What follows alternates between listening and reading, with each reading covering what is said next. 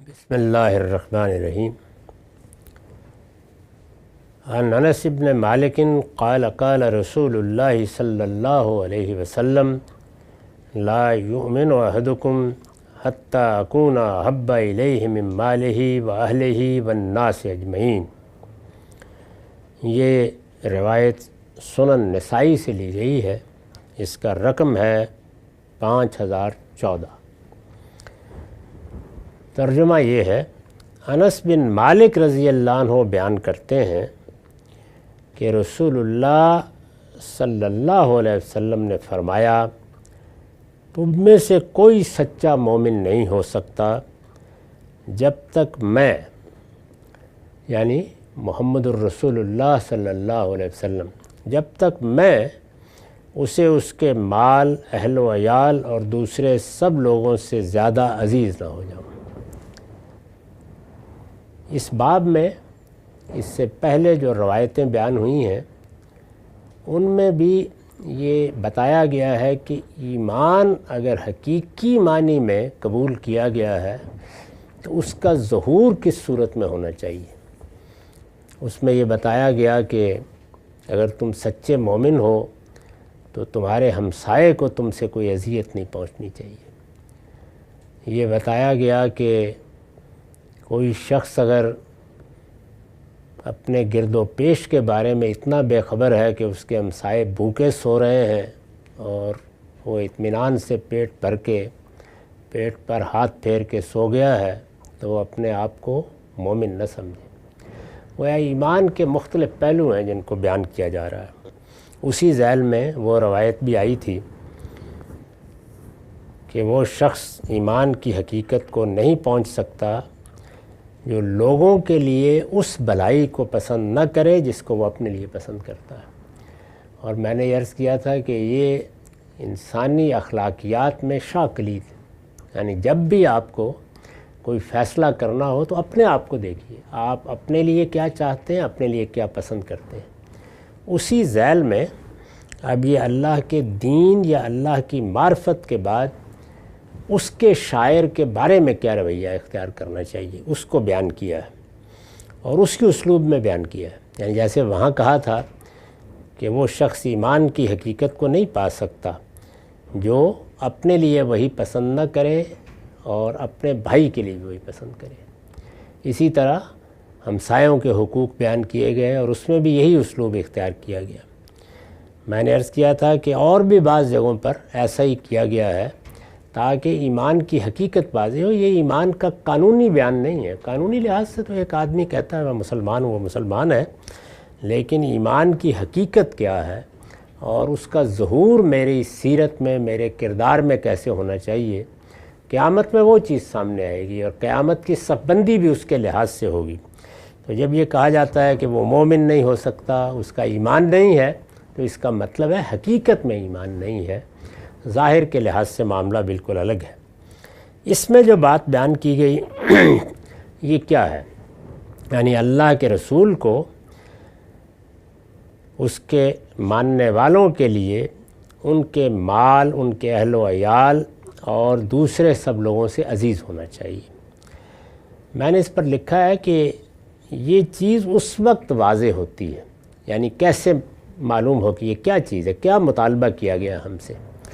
یہ چیز اس وقت واضح ہوتی ہے جب ایک طرف رسول اللہ صلی اللہ علیہ وسلم کا کوئی حکم یا آپ کی ہدایت ہو اور دوسری طرف مال و منال، اہل و عیال یا دوسرے متعلقین کی محبت کا کوئی مطالبہ سامنے آ جائے۔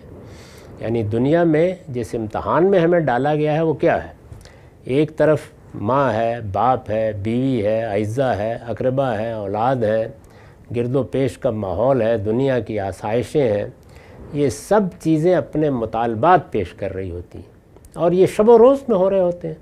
یعنی کوئی ایک لمحہ بھی ایسا نہیں گزرتا جس میں یا اپنے وجود کا کوئی مطالبہ یا اہل و عیال کا کوئی مطالبہ یا ماحول کا کوئی مطالبہ یا معاشرے کا کوئی مطالبہ ہم پورا نہ کر رہے ہیں۔ وہ مطالبات سامنے آتے رہتے ہیں اور انسان انہی کو پورا کیے ہوئے زندگی گزار رہا ہوتا ہے، شب و روز اسی میں بسر رہے ہو رہے ہوتے ہیں۔ اب اس میں ایک مطالبہ ہمارے خالق کی طرف سے سامنے آتا ہے. یعنی رسول کیا ہے؟ رسول محمد بن عبداللہ کا نام نہیں ہے، وہ اللہ کا پیغامبر ہے.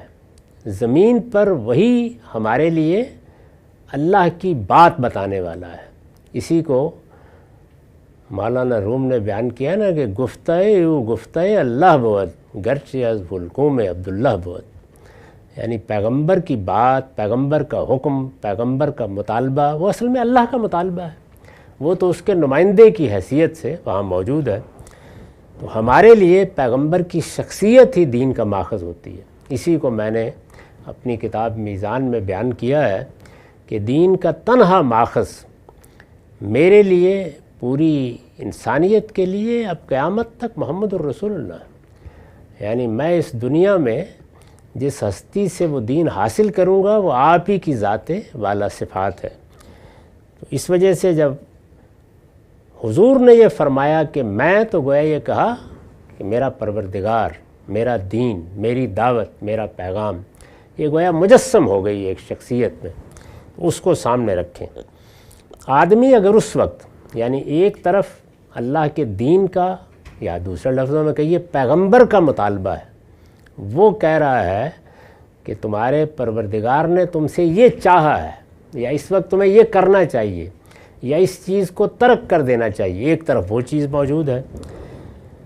آدمی اگر اس وقت آپ کے حکم اور آپ کی ہدایت کو مقدم نہ رکھے، یعنی صاف سامنے آ جائے کہ ادھر اللہ کا رسول ہے اور دوسری جانب میری اپنی ذات کے کوئی مطالبات ہیں، میرے اہل و عیال کے ہیں، میرا مال و منال ہے، کوئی بھی چیز جو دنیا کی چیزیں ہیں وہ سب کی سب بالکل جائز چیزیں ہیں، ان سے فائدہ اٹھاتا ہے انسان. ہمارا دین تو زینتوں تک کے بارے میں یہ کہتا ہے کہ آخری درجے میں اللہ کی نعمت ہے، فائدہ اٹھاؤ اس سے. لیکن اگر دونوں کے درمیان تصادم پیدا ہو جائے، یعنی ایک طرف اللہ کے رسول کا مطالبہ ہو، دوسری طرف یہ دنیا، آخرت کو بھی ایسے ہی بیان کیا ہے. یعنی یہ نہیں کہا کہ تم دنیا کو چھوڑ دو. صوفیانہ مذاہب ترک دنیا کو اپنا ہدف بناتے ہیں اور انسانی شخصیت کے فنا کو اپنا نصب العین قرار دیتے ہیں. ہمارے دین میں انسانی شخصیت ایک ثابت شدہ حقیقت ہے، اس کے لیے فنا کا کوئی تصور ہی نہیں ہے، اس کو ابدیت کی بشارت دے دی گئی ہے. اور دوسری جانب اس دنیا کی نعمتوں کو اللہ تعالیٰ نے اپنی نعمت قرار دیا ہے اور اس کی زینتوں تک کے بارے میں یہ کہا ہے کہ کون جسارت کرتا ہے کہ وہ میں نے جو زینتیں اپنے بندوں کے لیے پیدا کی ہیں ان کو حرام قرار دے. اور یہاں تک کہہ دیا ہے کہ میں نے یہ پیدا ہی اہل ایمان کے لیے کی ہیں، منکروں کو اس کے عوض میں ملتی ہیں، ان کے طفیل ملتی ہیں. تو یہ سب باتیں واضح کرنے کے باوجود بہرحال قرآن کہتا ہے کہ تُؤْثِرُونَ الْحَيَاةَ الدُّنْيَا، یہ سب جس وقت ترجیح میں آئیں گی، ایک طرف آخرت اور دوسری جانب دنیا، تو آخرت کو ترجیح دینی ہے. اسی طرح جب یہ پیغمبر کے مقابلے میں آئیں گی تو پیغمبر کو ترجیح دینی ہے. ایمان و اسلام کا مطالبہ یہ نہیں ہے کہ یہ چیزیں محبوب نہ ہوں، بلکہ صرف یہ ہے کہ خدا کے رسول کے حکم اور آپ کی ہدایت سے زیادہ محبوب نہ ہوں. یہ مطلب ہے اس کا، جس میں رسول اللہ نے فرمایا کہ تم میں سے کوئی سچا مومن نہیں ہو سکتا جب تک میں، یعنی وہ دین، وہ دعوت جو میں لے کے آیا ہوں، اسے اس کے مال، اہل و عیال اور دوسرے سب لوگوں سے زیادہ عزیز نہ ہو جائیں. اور جب ظاہر ہے کہ رسالت مآب صلی اللہ علیہ وسلم دنیا میں موجود تھے تو آپ اپنی حیثیت رسالت میں بھی یہی حیثیت رکھتے تھے.